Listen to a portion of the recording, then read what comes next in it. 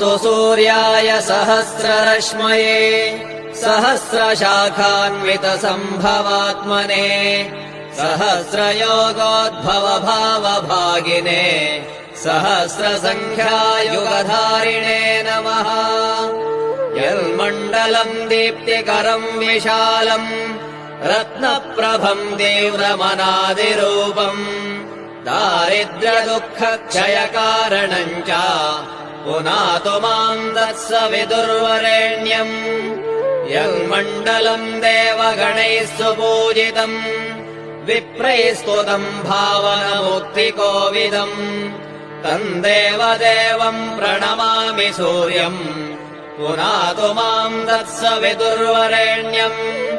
यन्मण्डलम् ज्ञानघनम् त्वगम्यम् त्रैलोक्यपूज्यम् त्रिगुणात्मरूपम् समस्ततेजोमय दिव्यरूपम् पुनातु माम् तत्सवितुर्वरेण्यम्।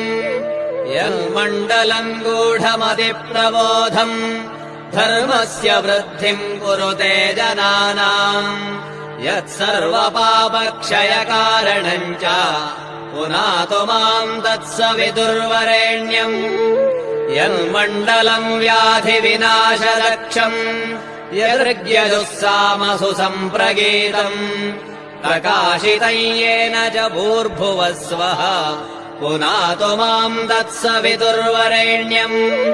यन्मण्डलम् वेदविदो वदन्ति गायन्ति यच्चारणसिद्धसङ्घाः यद्योगिनो योगजुषाम् च सङ्घाः पुनातु माम् तत्सवितुर्वरेण्यम्। यन्मण्डलम् सर्वजनैश्च पूजितम् ज्योतिश्च कुर्यादिह मर्त्यलोके यत्कालकालाद्यमनादिरूपम् पुनातु माम् तत्सवितुर्वरेण्यम्। यन्मण्डलम् विष्णुचतुर्मुखाख्यम् यदक्षरम् पापहरम् जनानाम् यत्कालकल्पक्षयकारणम् च पुनातु